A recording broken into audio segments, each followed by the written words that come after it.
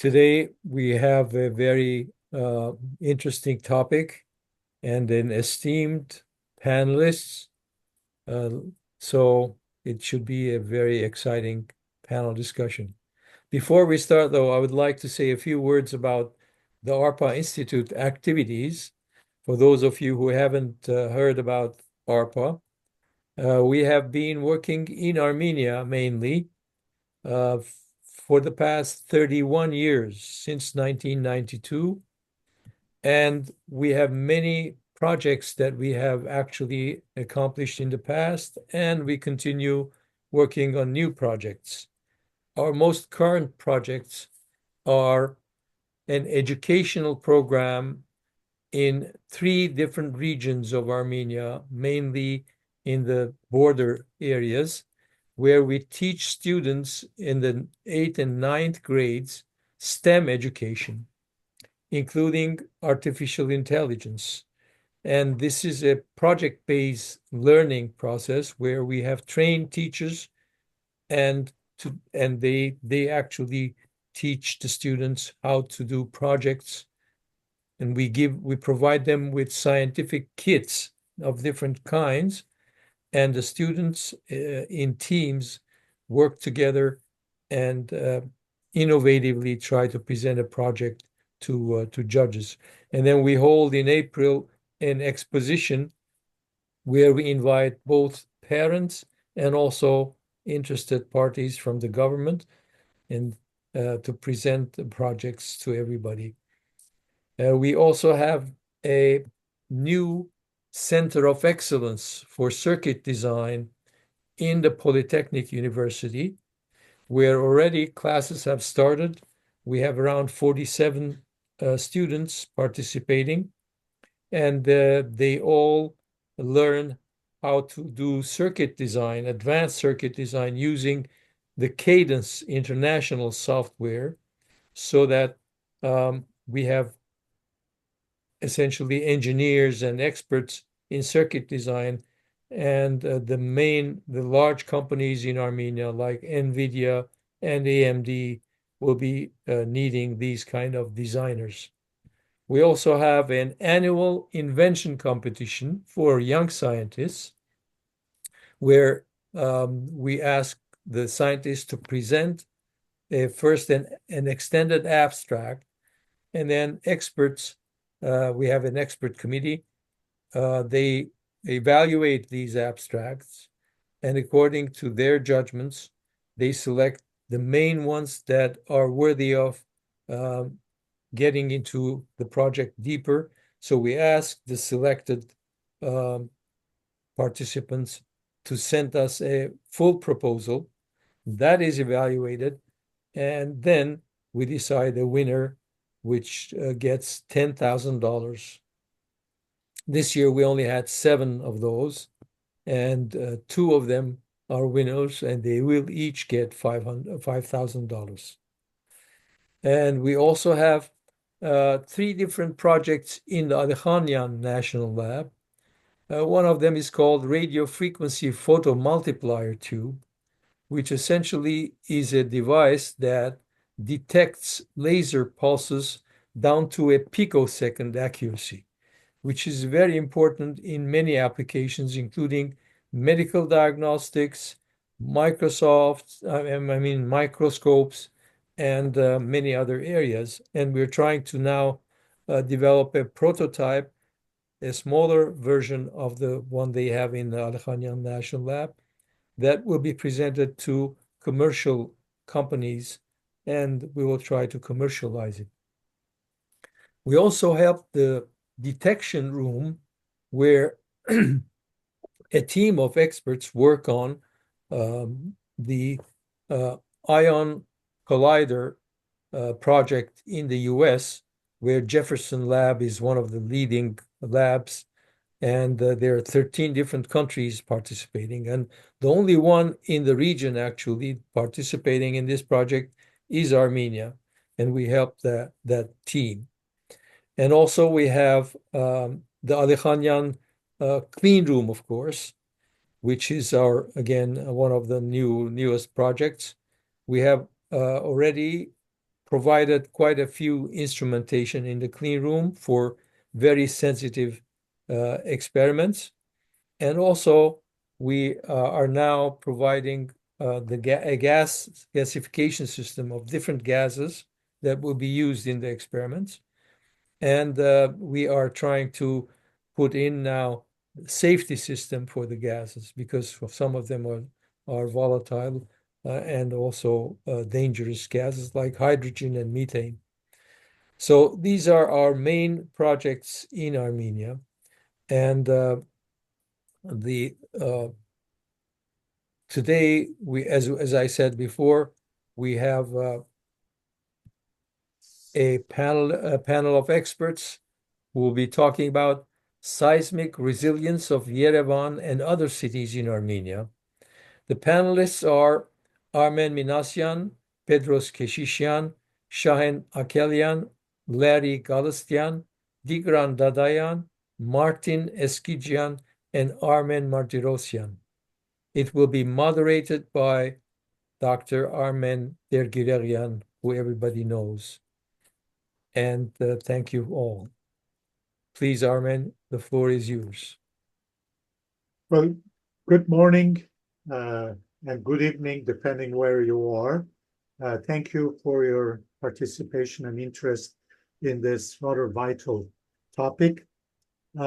This group of specialists that you see on the screen are experts in earthquake engineering, seismology, architecture, and various aspects of seismic design and construction of buildings.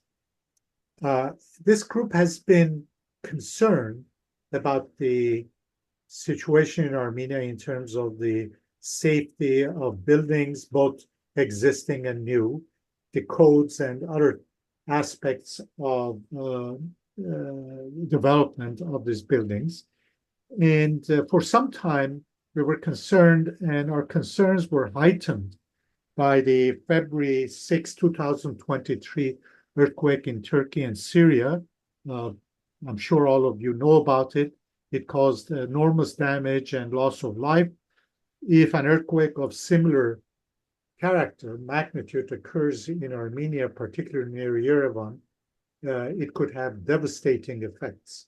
So we are concerned that plans need to be developed to address these issues. We expressed our concerns as at the meeting about a year and a half ago of the Armenian Society of Fellows, in short, ASOF, and we worked on it and made an additional presentation last June on the same topic. Subsequent to that meeting, a document was prepared which expresses our areas of concern in several directions that we will discuss today.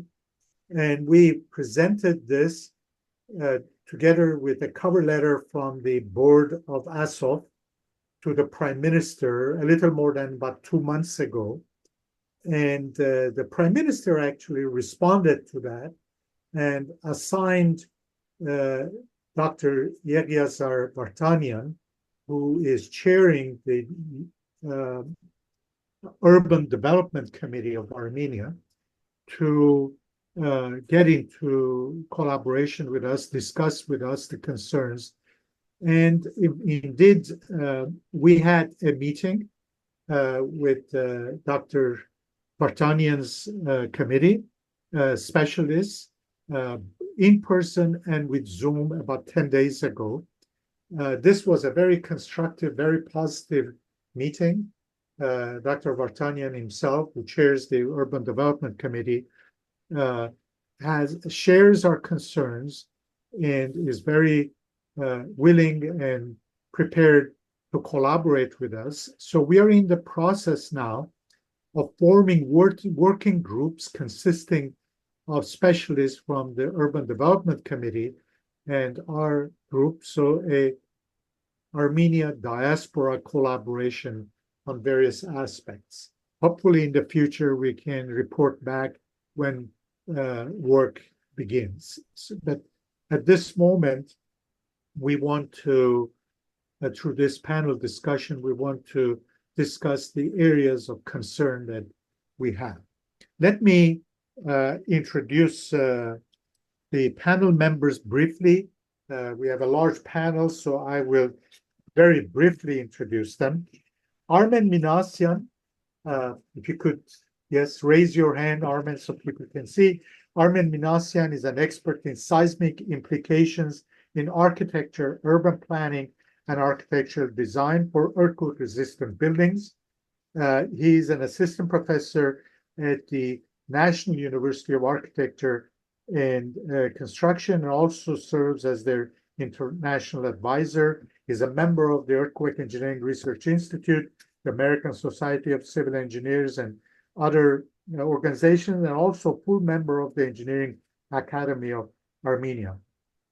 Armen actually has served as an advisor to the Minister of Urban Development and at the Urban Development Committee of Armenia. So his connection and knowing Mr. Vartanian firsthand has been very helpful. Petros Keshishian is an expert in risk analysis and seismic retrofit.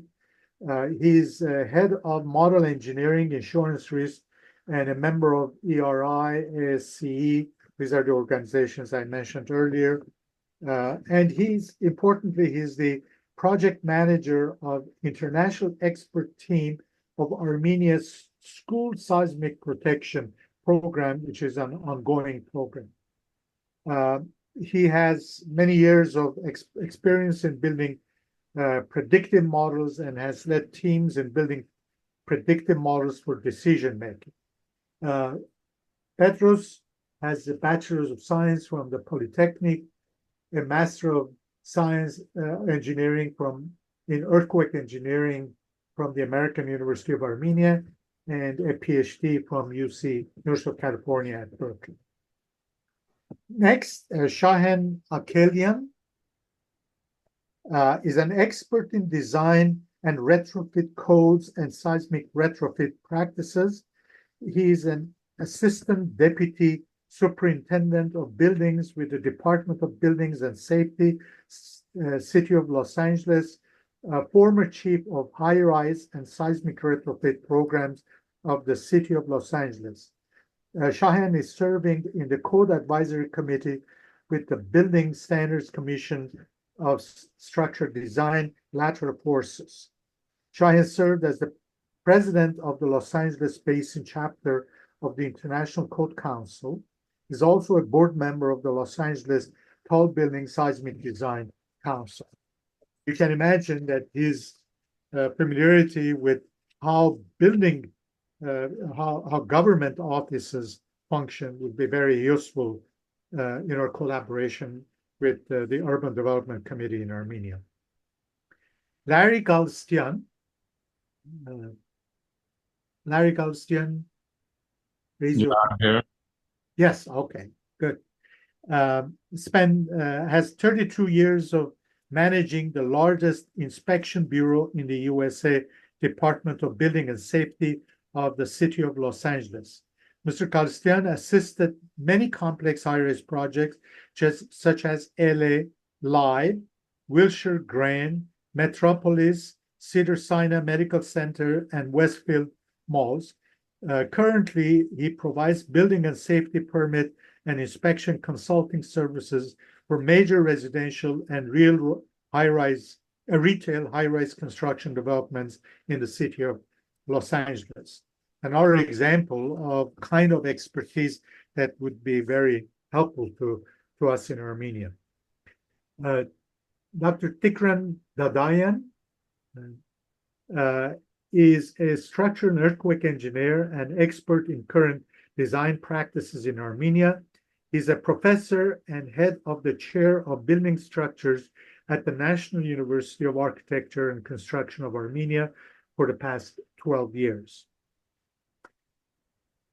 Next is Martin Eskijian, an expert in seismic design codes and retrofit, specializing in structural dynamics, reservoir engineering, and structural engineering code development.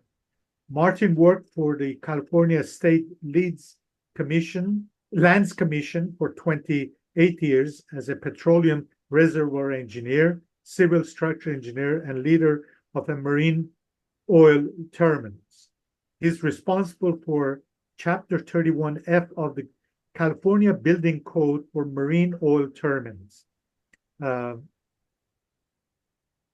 Martin retired from state service in December 2011 and has taught graduate classes at the University of Southern California, at the University of California, San Diego, and California Baptist University. This year, he received the American Society of Civil Engineers John Moffat Nicol Harbor and Coastal Engineering Award for his advancement of seismic design, behavior, and the performance of lifeline marine structures, and the co-development of ASCE's Port Committee Program curriculum. I must say this writing is very small in print, so I'm having a hard time seeing even with my reading glasses. Next is Armen Martirosyan.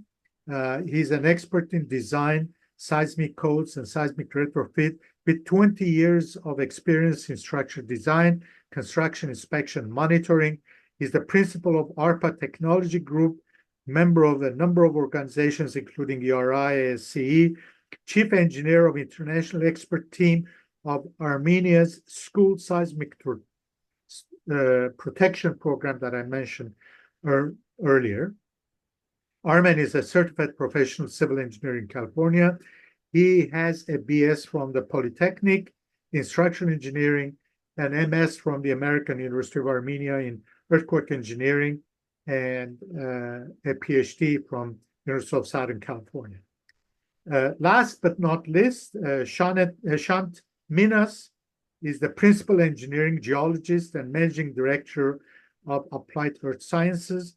He oversees all field exploration, conducts detailed geological investigations, including methane testing and mitigation design, percolation testing, feasibility studies and design for septic systems, water quality testing, fault studies, inspection, and environmental investigation, and prepares reports and geologic maps.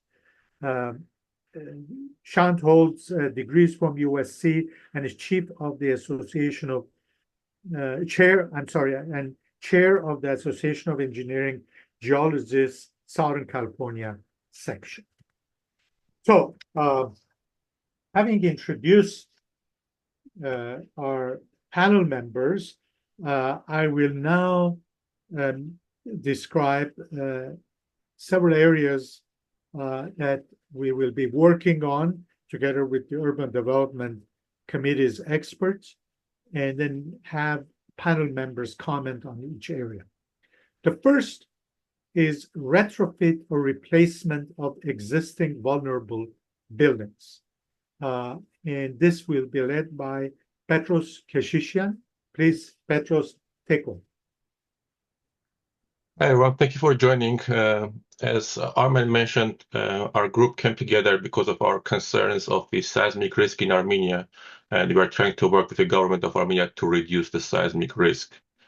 Of course, seismic risk has basically two ways of being reduced, like existing buildings that we all know are very vulnerable.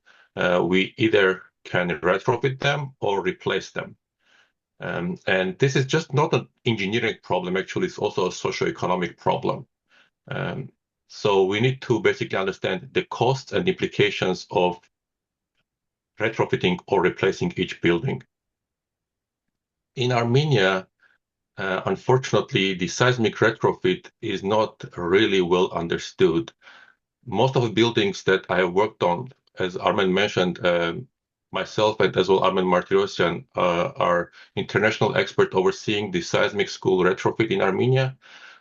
Most retrofits in Armenia are done by ignoring the capacity of existing building.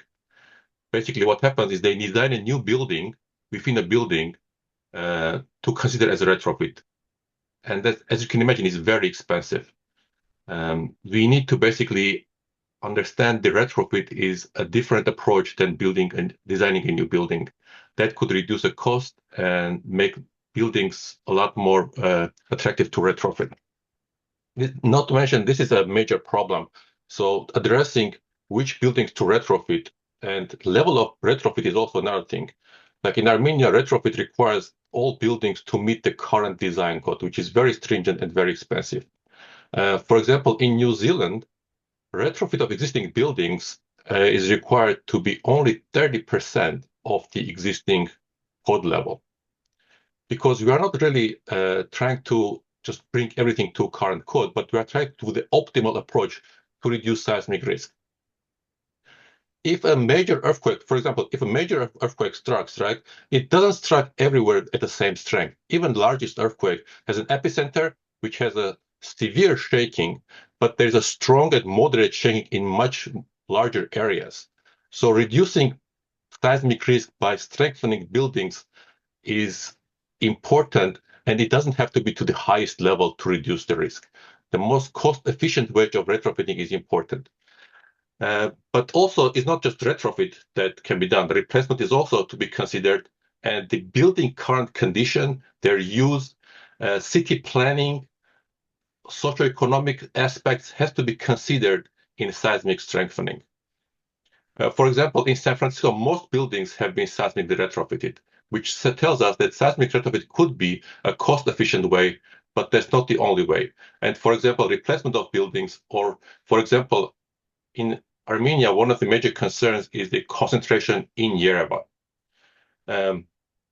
Moving buildings away from Yerevan, like old buildings, demolishing them and building them outside Yerevan, if possible, it will be major reduction of seismic risk. And one of the also lacking parts we'll discuss about we have several trenches in our proposal towards the government besides seismic retrofit is education and code development. And both of those are very much related to the seismic retrofit because education is one of the parts that we need to train engineers in Armenia how to approach seismic retrofit, which is different than new building design. And the code, for example, Armenia just prepared a new seismic code, but there is little there, if anything, about seismic retrofit. So the new code that gives directions how to approach, how to do the seismic retrofit is very important, and training engineers how to do it. As I mentioned, the seismic retrofit today is done like designing a new building, and it's very, very cost inefficient if you approach that way. And the training, education, and code directions for those are very important.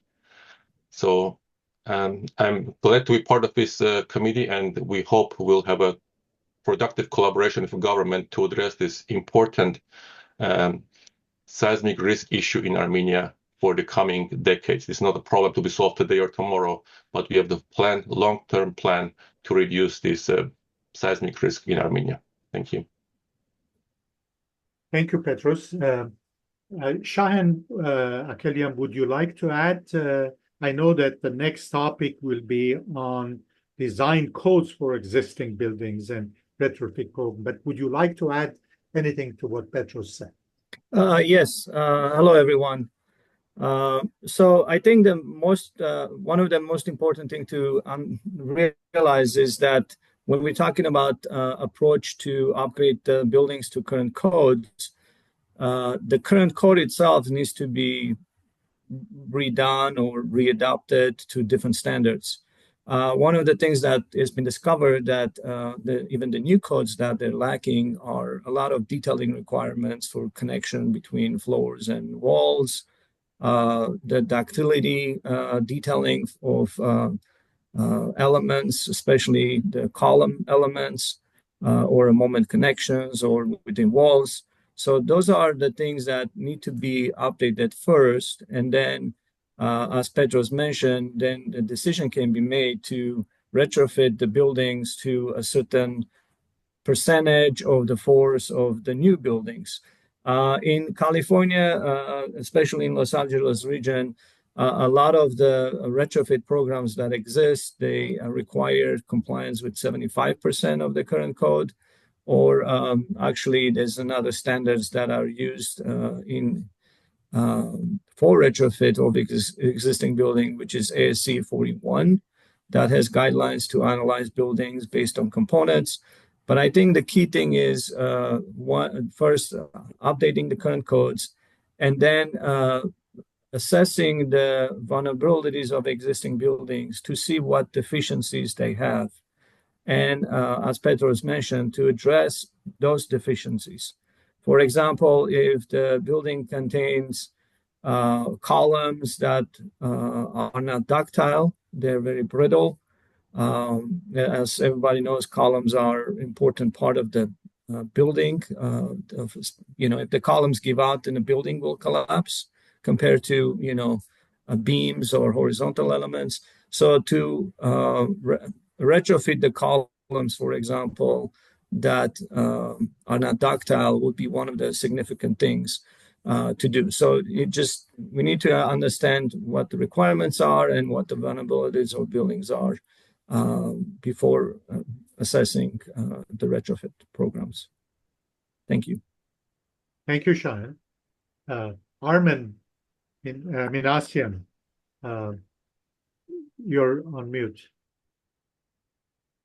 Would you like to add some on this topic? Because when addressing the condition of buildings and construction, I think we need to categorize them into three groups based on their era of origin. Pre-Soviet buildings, Soviet era, and post-Soviet buildings. Each of these groups required a unique approach. For these two groups, we often encounter historical buildings that demand specific preservation and retrofitting strategies. I check my microphone. The process should begin with through health monitoring using updated methods, not current Armenian methods. It's very important for health monitoring. And only then we can proceed with the cost efficient, as Petros mentioned about that analysis and determine the most effective approach. And it's very important to emphasize that this isn't just a structural engineering challenge. What we need is an integrated approach, one of a combined urban planning, economic consideration, and architectural expertise. That's all. Thank you. Thank you, Armen. The second area of concern for us, which to some extent was also mentioned by the speakers, is that design codes for existing buildings for retrofit really don't exist in Armenia. And I know that Shahan has expertise in this area. You mentioned some things. Would you like to make some more focused comments on this, Shahan? Sure. Yeah, I think it is important to understand that there are a lot of resources that exist that we use in United States and rest of the world outside of Armenia. So there are a lot of information that are out there that can be adopted. My understanding is from the meeting that we had with the representatives from Armenian government is that the plan is to adopt European codes. I think it's important to look at what the code requirements are, whether they address earthquake safety, because there might be a lot of different requirements on seismic safety depending on where the code is coming from, what they address, and understanding the fault lines and proximity of the buildings that you're designing on fault lines, and having that performance level identified that we want the buildings to meet. And depending on when the buildings were constructed, there might have been some improvements. So it's not necessarily that all of the buildings need upgrades on every element of the buildings, but it's just identifying the deficiencies that they need My understanding is that up to recently, even there were a lot of the use of unreinforced masonry buildings was still allowed in the code.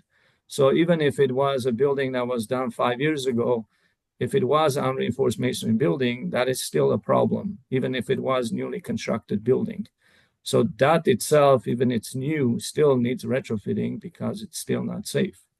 So while it is important to see what code it was designed, there's still systems that will need retrofitting. And as we're developing or adopting, helping the country develop the codes, it's important to take all those detailing requirements into to make sure that they have it, so that they can, once they're designed, they're plan checked and inspected, we can feel comfortable on that whatever efforts that we're putting forward is going to give us the results that we're hoping that they do.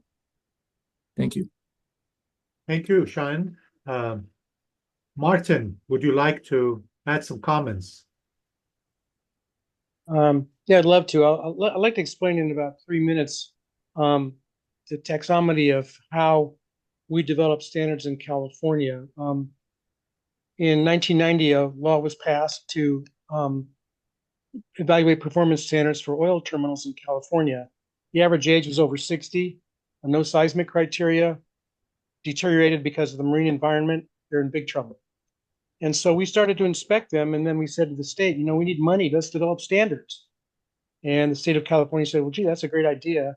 I'll talk to you later. And then the earthquake in 94 in Northridge occurred.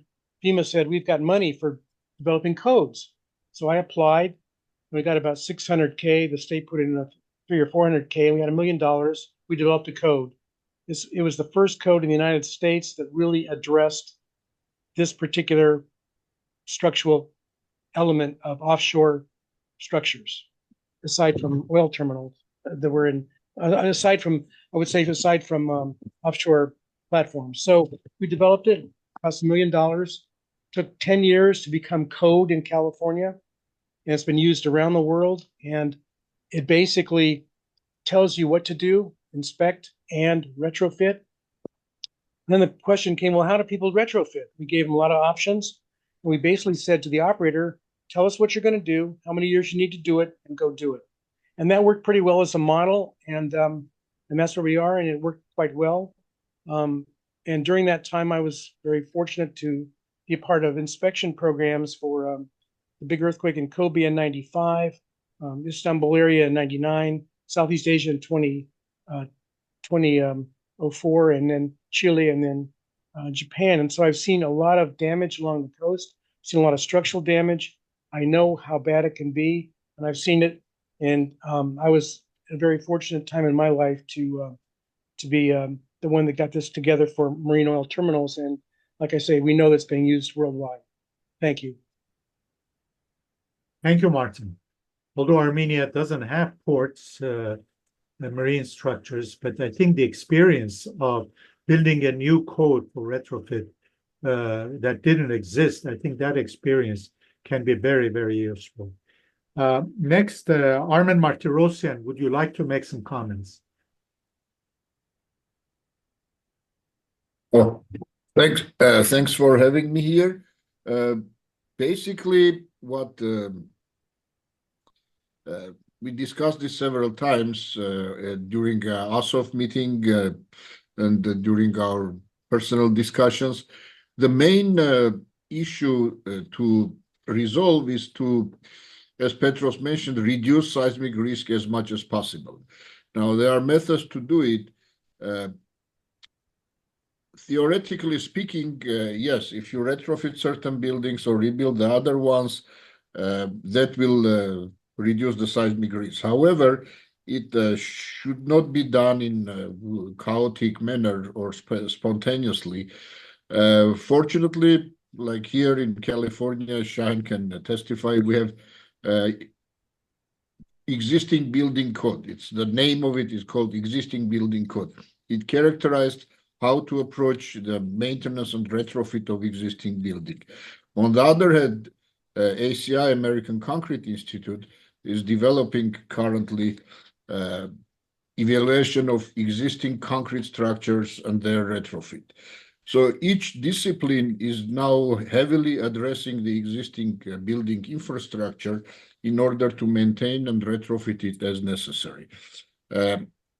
In Armenia, as Armen Minasyan mentioned, we do have pre-Soviet time buildings, which are primarily four types of buildings. We discussed this: unreinforced masonry or stone buildings, how we call them, 111 type building.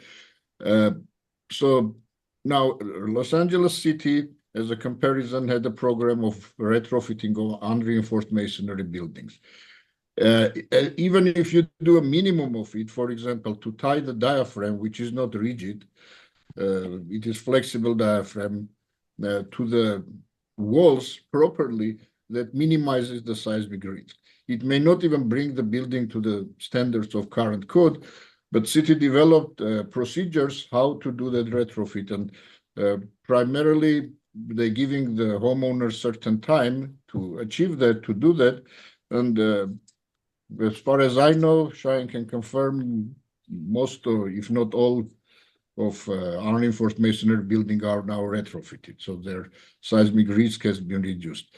Then LA City developed another program for retrofitting of non-ductile concrete buildings, which are not ductile, designed as ductile moment frame.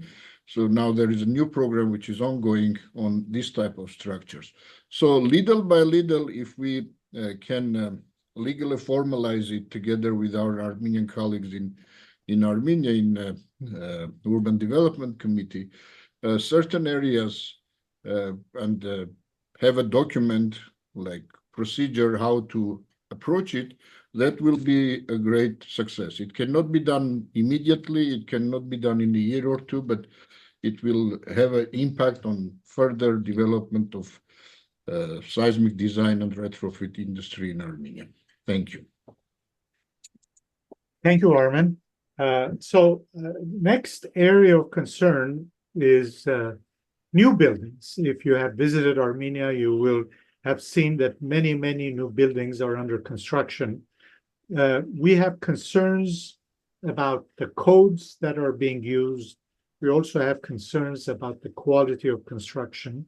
Again, I want to ask Cheyenne Akelian to comment on the design codes for new buildings. Yes, thank you, Armen. So in US, for example, the codes are updated every 3 years. There is a public process that goes on. People make proposals and they get voted on by building officials, and it becomes the code, and then states adapt that international. The codes are called international building codes, and then the states adopt it and instruct the local cities to adopt them. And then if they have more restrictive requirements, they can add them. City of LA, for example, has, because it's a seismically active region, they have additional code requirements. The other reference standards, such as ACI or AIC or steel and concrete, those are adopted every 5 years, 5 to 6 years. So the message here is that there's a lot of work that is continuously going on to improve the methods of design and technologies in the codes. I know today we're just talking about seismic design, but there are a lot of other, important requirements such as fire line safety, disable access, and others. And I know Armenia is trying to be in a place where they want to host events to European nations and what have you. So we need to, while we're creating codes, to make sure that we address all other factors within the code.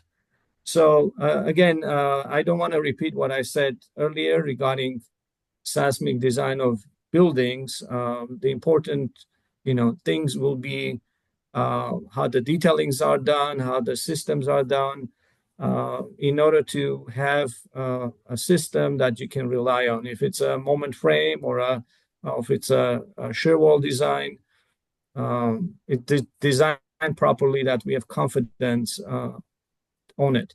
The other thing that I just want to add, there are a lot of limitations on the systems and requirements to have very detailed calculation analysis done for specifically tall buildings. As I understand, there are buildings that are built, new buildings in Armenia that are, 25-story, 30-story high. Something like that in Los Angeles or in Southern California will require for you to do nonlinear time history analysis, which will require a computer modeling and a peer review. It requires a lot of detailed analysis to have the building not just be subject to a specific factor that you use as a prescriptive, but to actually have the building go through up to 11 earthquakes and see what the real results would be from that.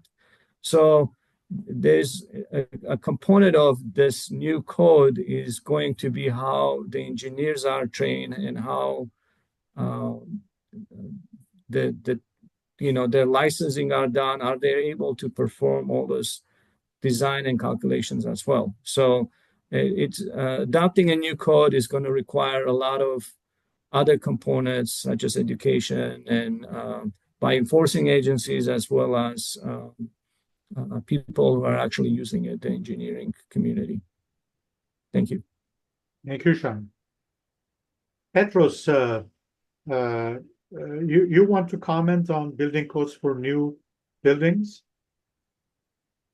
Yes. So the new building codes are important, of course, but also how they are used important. One of the things that is completely lacking in Armenia's building codes is how to design details and connections. And buildings mainly fail because of the poor connections. In Armenia, current design and code requirements are basically they just build a model in a computer. They look overall performance of a building in a computer if it's done properly, but there is no requirement or there is no understanding of how to design connections. And having those things in new buildings enforcement, how to design connections is very, very important. This also, of course, as Shine mentioned, requires training. I think that's one of the major things lacking in our current codes in Armenia, or knowledge or understanding of importance of designing the connection and details. And one of the major concerns that new codes address, but also still not enforced, we'll talk about enforcement, is there's still some leverage, there's some allowance there to use like unreinforced masonry partitions. The codes currently tell you have to have special separations, but those things are not enforced, and most buildings currently in Armenia are built with unreinforced masonry partitions, like so-called PEMSA blocks, which are a very, very terrible construction methodology and are banned in US decades ago and major countries. So this is very important also to address in codes and enforce that these unreinforced masonry walls not be allowed to be constructed in new buildings. Thank you, Petros. The next area is what we call building plan check. There's once a building is designed, an independent body then reviews and checks the plan. I want to invite Larry Galstian to comment on this, if you could. Sure, absolutely. Hello, everybody. Well, you just had multiple presentations from every person on this committee talking about the design, seismic retrofit of buildings, connections, building code implementation, everything that will assure that your buildings are seismically or just properly built. Specifically, like Petros mentioned, it's important to have connections to be designed properly. So it's to ensure that buildings are safe. How do we ensure that? Obviously, the next aspect of that is when it goes to a construction, inspection will get involved. My contribution to this committee will be to assist to develop inspection procedures when plan check, reviewed and approved plans, engineers design buildings to make sure that these buildings are compliant with the code and with the engineering design. The inspections are performed, inspection approvals are obtained, records kept, but whether it's a private agency or independent government agency. I don't know how it's being done currently in Armenia, but obviously in US, inspections are regulated by government agency. In the small government agencies, they're subcontract with private inspection entities to do the privately performed inspections. But I strongly believe that independent third-party government agency inspections are almost guaranteed that buildings are built per structural engineers' designs and compliant with the code. That's what my expertise is going to come in to assist this committee to develop all type of inspection procedures, whether it's a new building or seismic retrofit of the existing buildings. I will be always prepared to contribute whatever it needs it to develop inspection procedures for Armenia. Thank you. Thank you, Larry. I want to, in fact, ask Tikran Dadayan, because I think he knows how the plan check is done in Armenia, and he can enlighten us, and also other comments you may want to add. Tikran, please. Yeah, thank you. Thank you. First of all, I want to say something about retrofitting. Here in Armenia, there are 3 levels of retrofitting. First level is just repairing. Second level is a 50, not less than 50% of a new building. And the last level is a strengthening. It means that we should have 100% as for new building. This is for retrofitting. Just my comment that you before you talk about retrofitting. That's why I decided to add something about levels. This means not all buildings necessary to have the highest level. This is a first point that I want to say. And next, what about how to choose which level necessary for buildings? It depends of, for example, for residential buildings, it's sufficient to have 50% as for new building. But for example, for hospital or for school building or kindergartens, for them, it's necessary to have 100%. This is a first option. Next, what about building code, new building code? I want to say that there are different philosophy in Armenian building codes and foreign countries building codes like USA. What's the difference? Reduction factor that we used for seismic analysis. For example, for reinforced concrete buildings, you used in the USA 4, 5, even 8. I mean R, reduction factor for earthquake forces. In Armenia, it's a 2.5. This means, and at the same time, for drifts, we used 1/200, 1/270. This, for example, in USA, used 1/50, 1/40.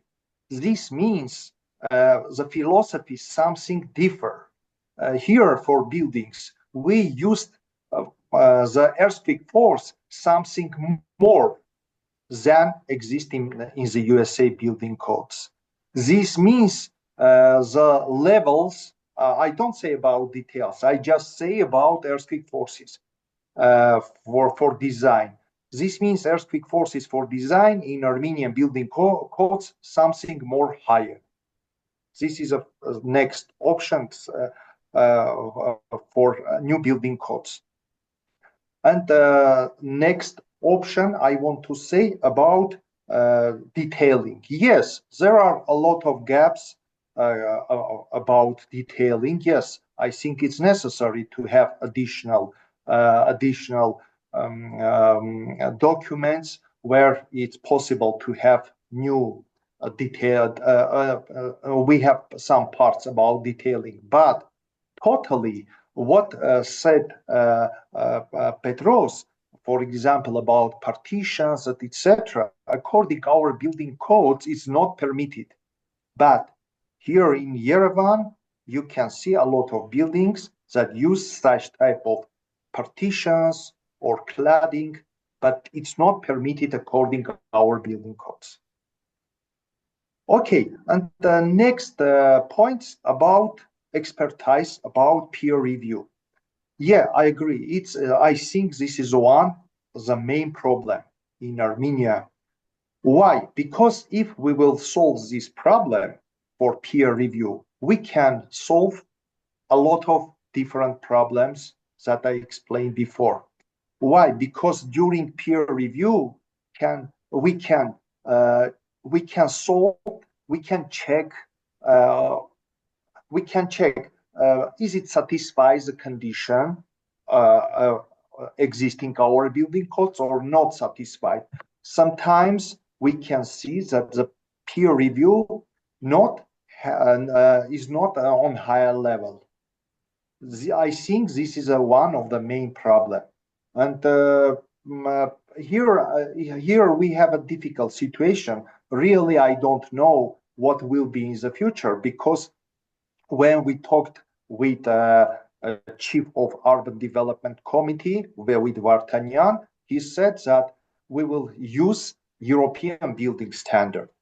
And now I don't know what will be in the future, because we will have two building codes, Armenian building code and European building codes, and with different philosophy. How it will be, really, I don't know. Maybe this will be one of the main problems that it's necessary to talk with urban committee. Thank you, Tikran. Thank you. Okay, thank you. The other area that is of concern and was already mentioned by Larry is inspection of building construction, to make sure that the construction follows the approved design, checked and approved design. And again, this is an area of concern. Larry, would you like to add some more comments in this area? I think I covered in my previous presentation pretty much what the importance also of inspections, because in order to ensure that it's engineering designs of buildings, new buildings and seismic retrofit buildings that done correctly and built correctly, inspection is very critical aspect of construction development, because it ensures that the construction done in compliance with the engineering design and in compliance with the codes. So that's as much as I can add at this point.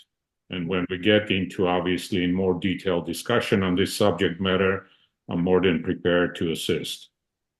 Thank you, Larry. Armen Martirosyan, I want you to also comment on this, but I also want to make a remark that Armen is leading the technical and organizational aspects of this group. So he's our leader. Go ahead, Armen. I wouldn't call myself a leader. It happened that I knew Vache Sahakyan, Dr. Vache Sahakyan. He was a physics professor at Harvey Mudd when my older daughter was doing her undergraduate over there. Now she finished Cornell, her PhD. Now she's doing postdoc in New York University. From Vacha, I learned that this kind of group is being organized as of. And to me, I know that many of us individually have tried to be helpful to the building industry in Armenia. To me, it sounded that this can be an ideal platform where if we get together in here, we may be more productive. So far, so good. It shows that it's working. So knock on the wood, hopefully in the future also it will be productive cooperation and will achieve some good results because of that. Regarding the plan check and inspection programs, Petros, as you mentioned, is a program manager of the seismic school seismic strengthening program in Armenia, and I am serving as a chief engineer in there as well. So we have together been to many schools which are currently being built, and on the ground we have seen the how the quality control and the inspections are being done. I would say not too many good words we can say about it, but there are improvements. Hopefully Petros can add some more to it. But definitely, as Larry mentioned, having the experience of the United States about the inspection procedures, it shouldn't be too difficult to develop a procedure how to address the inspection program in Armenia. Of course, it's a little bit different. It's a small country. Everybody knows everybody over there, and kind of hard to be too strict on them. But if there is proper, responsibilities and laid to each inspector and stuff, and there are control over them, I believe it's possible. And that's building codes, plan check, inspection programs. These three main items, if can be improved, it will be a lot of helpful work that we did. Yes. Yeah, the country being small, everybody knowing each other is a problem. But I think if inspectors are found not to do their job and there's a punishment for that, I think that might be a solution, a method to address this issue. I agree. Okay, the final topic that we want to discuss is, and this was mentioned, there's lack of expertise and training in the programs. And I want Armen Minasyan to start commenting on potential educational and training programs that we might be able to organize to address these issues. Armen? Thank you, Arman. Are you hearing me? Yes. Yep. In the National University of Architecture and Construction of Can you Armenia. hold the microphone closer? Is better? Yes, yes. Yeah.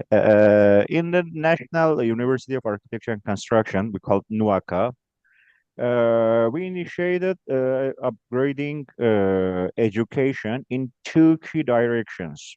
The first one is academic programs, and the other one is a continuing education aligning with the requirements set by Urban Development Committee.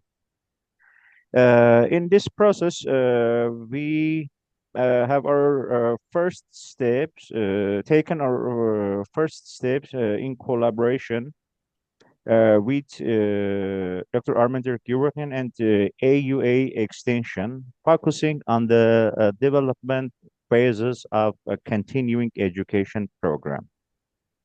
But for more details about NUACA's initiatives, I want to invite Tigran to elaborate further. Tigran, the floor is yours. Yes, Tigran, please. Thank you, Armen, and Tigran, please especially about the educational programs offered through the National University of Architecture and Construction of Armenia. Thank you. What about extension programs and about courses existing in our university? Saying truth is that about 1 month ago we complete 3-volume guide concerning to building codes, Armenian building codes. And there, the third volume concerned to calculation of buildings using ETAPS software. This is one of the way for changing situation in Armenia. And as just I explained one example of such type of courses. Here in our universities, there are different courses concerned to earthquake engineering and building codes of Armenia. And as explained Armen Minasyan, here are two ways of such type of courses. First of them is just courses for anybody who want to study such courses in our university. Next of them is continuable courses. This is just for specialists. They take credits for any course. This collect these credits, and during 5 years they should have. Now I cannot say, but approximately 100 or 120 credits. This means 1 credit is 1 hour. This means if they collect these credits, they can continue their work. It's for inspection. It's these credits for inspection, for for builders. All of them should have these credits. But such a course is not only for our university. It's permitted that other organization to prepare such courses too. If there are any questions, please. But just I try explain the situation. Thank you, Tikran. I want to add that these, as Armen and Tikran mentioned, there'll be 2 kinds of courses offered in degree program. I understand, for example, that Armen Martirosyan will be teaching a course at the National University of Architecture and Construction in the spring to the students, but also training courses and for engineers and those who are in the practice. And the members of this group, when they are able to be in Armenia, we plan to organize short courses, maybe 1-2 days, maybe 1 week for practicing engineers. So that's and this we have facilities through the American University of Armenia to do that. Okay, we will go to the questions now, but I want to also thank ASOF Executive Director Vache Sahakian and also Lucine Kasarjian, who has been facilitating our meetings and collaboration with the Urban Development Committee. May I comment before we go to questions? Yes, please. Yeah, regarding the education program, it's not only me. Petros also is invited to teach this spring. He didn't give his final agreement yet, but hopefully he will. Also, we're working on developing together with Armen Minasyan also extension program at the American University of Armenia in the form of short courses. Speaking about that, I would like to mention that NUACA is open for other people also to teach a course or a extension program course. For example, if Shant is still here and for some reason he did not participate, maybe he can have a short comment regarding the discussion. And also, there are disciplines that are lacking, and if there are volunteers or people who are willing to teach a course, I believe both NUACA and the AUA are open for that. Thank you, Armin, and thank you for reminding me. I was planning to invite Sean to make some comments, particularly on the seismology and geology aspects. Sean, can you please do that? Sure. Hi. Yes, great discussion.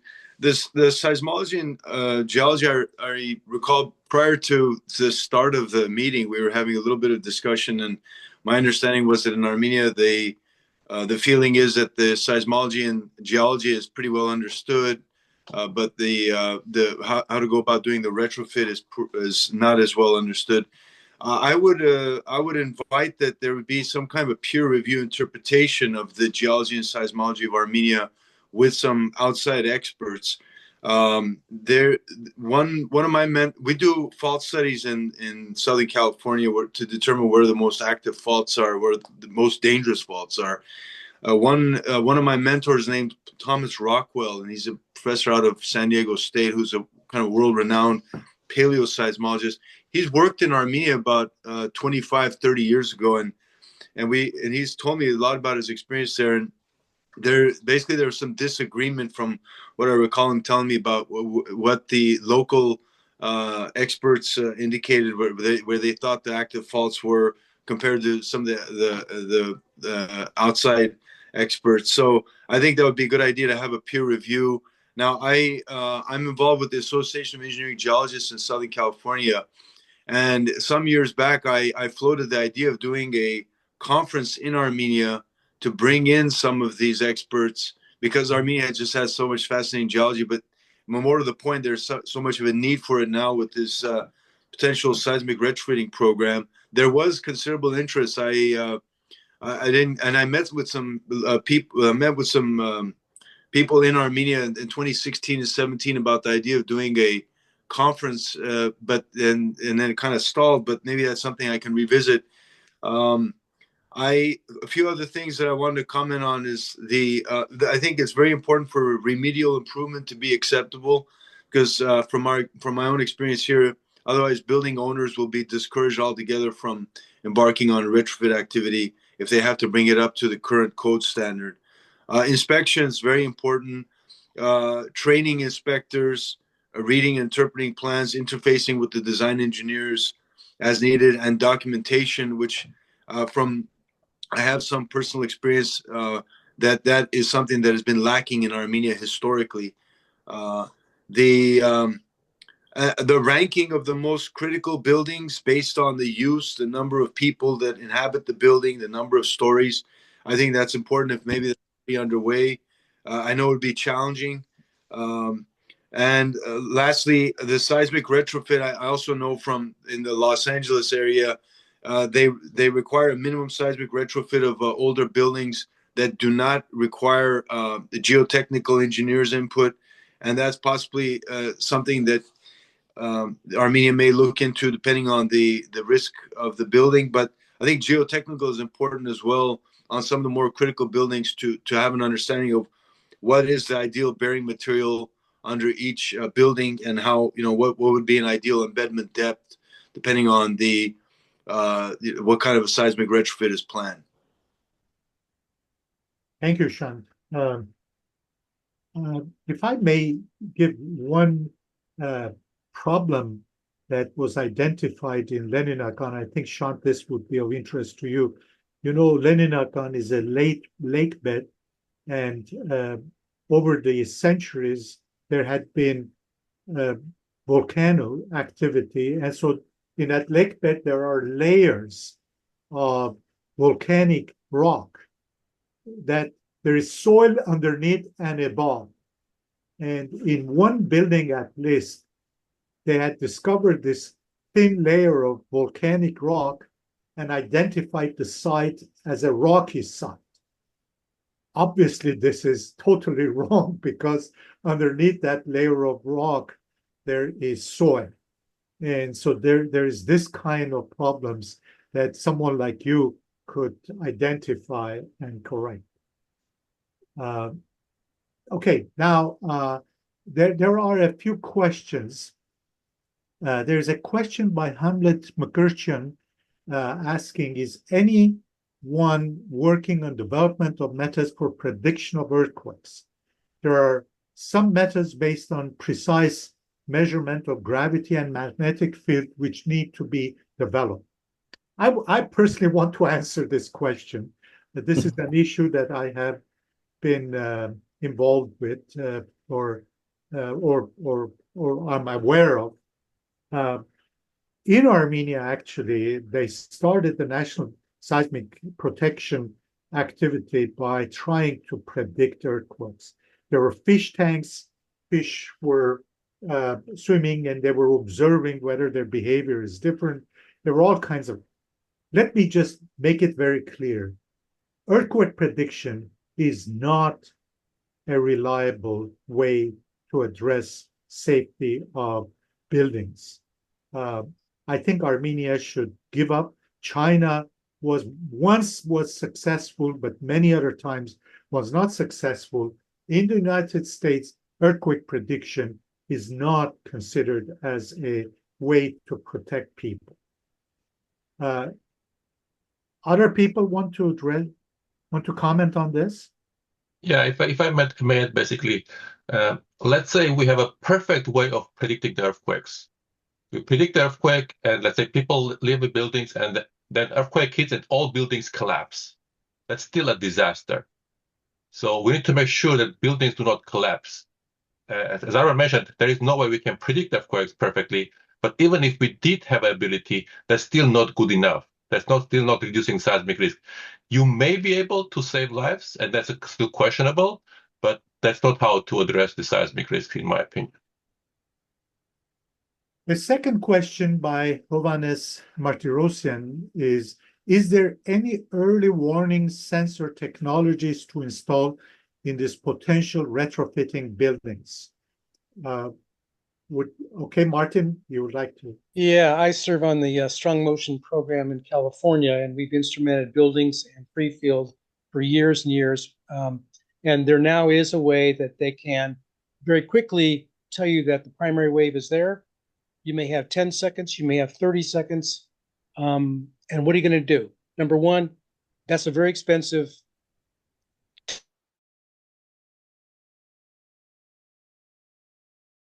now being used in California, lifetime away from that. It's a great idea. 30 seconds, you're still going to be in the building, and maybe you can get out of the elevator. Maybe you can tell the surgeon to stop operating.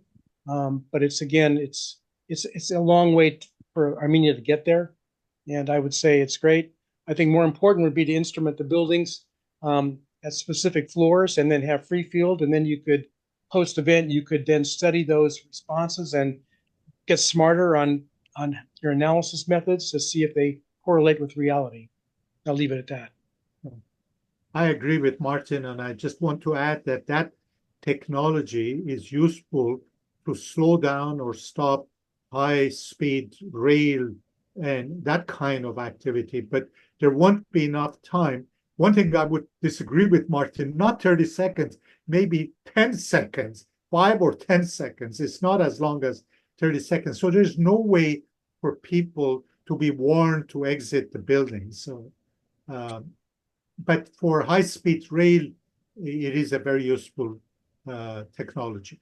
One more comment, Armin, is we've studied the one in Japan, and yes, it works. They can shut off the high-speed rail. That works. They asked me, I got involved in the one in California, would that be applicable? Well, California has so many faults in so many directions that nobody's going to be smart enough to predict which one would be the one. And so we kind of said, forget it for California.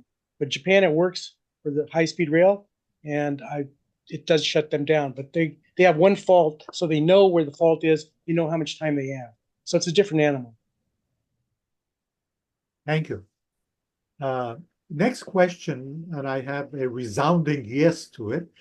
What is the protocol for others to participate, including review of developing codes, providing input, etc.?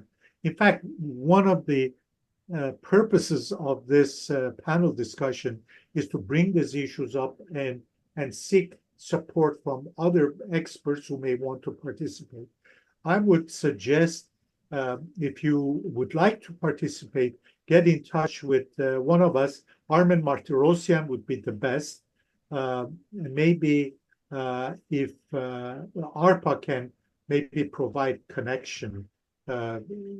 Yes, Armen, you want to comment? Yeah, sure, of course, no problem.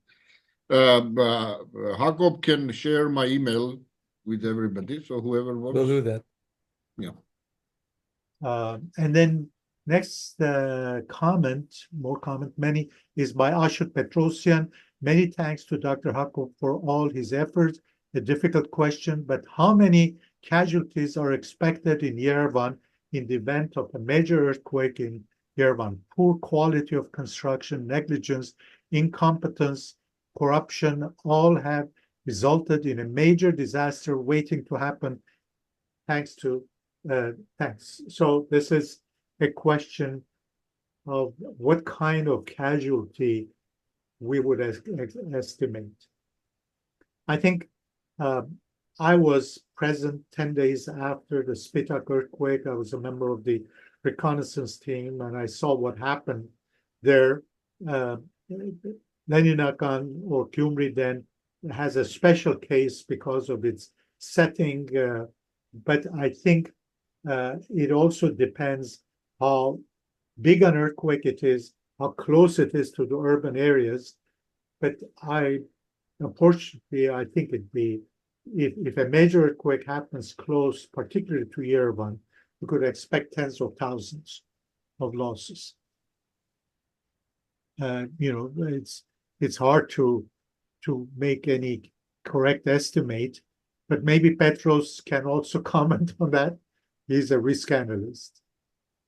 Yeah, of course. I think years ago there was a study done by a Japanese team, and their estimate before Yerevan got this large, it was decades or so ago. Their estimate was in thousands at the time. Right now, it's one of the major problems is we have so much concentration of the risk in Yerevan that makes if an earthquake strikes close to Yerevan, it makes it a lot more severe and higher risk than if you diversify the population throughout Armenia. Like our second largest city is 100,000 or so, when Yerevan is more than 1 million. Like half the population lives in Yerevan. That's a major concern.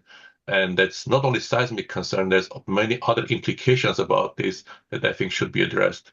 But if you can have at least seismic part of it push other directions as well to diversify and not make the Yerevan the center of Armenia for half people living there, that should be our goal. Mm-hmm. Yeah. Okay. Ashut Petrosyan says tens of thousands is a small number. I was expecting hundreds of thousands, half of Yerevan. Thank you for this great presentation.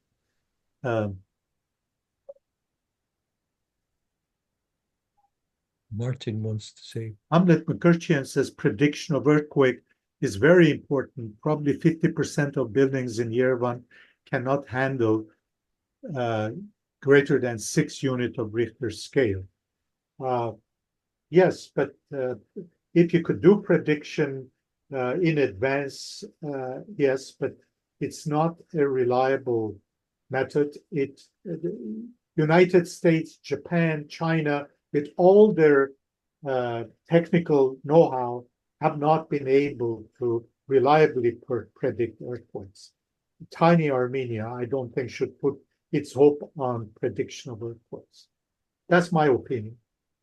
And also, prediction works like, as you mentioned, you get few seconds to do anything about it, right? If earthquake strikes and you are given time basically to do anything. Your prediction is better, you get more time if earthquakes are much further. So even if you were to predict earthquakes far away, you get few seconds. And those earthquakes, given the size of Armenia, let's say a big earthquake strikes, if it's close by, you cannot do much about it. Even if you can predict it, you get only a few seconds. Well, Petros, I think what you're talking about is early warning system. Yeah. Prediction can be, if it can happen, you check the magnetic field, you check how dogs are behaving, how fish are behaving, and based on that, you predict maybe a few hours or a day or two beforehand. That's what happened in China in one case, only one case, successful case, but you need to monitor everything, and even then the chances are that you predict people will come out of their homes and nothing will happen, and the next time when you predict they will not come out. It is a very, very complicated problem, and it's not a solution that I would go after in Armenia particularly.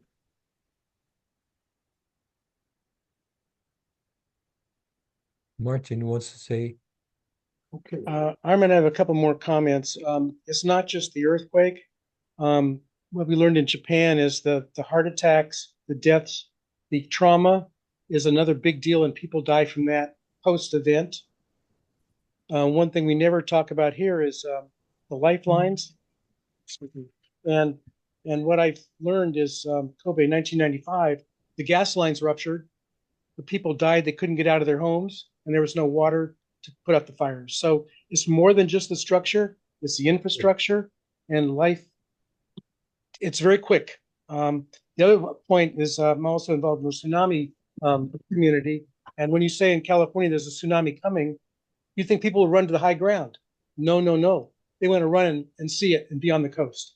So even if you have the warning, the human mind may not interpret it the way you want it to.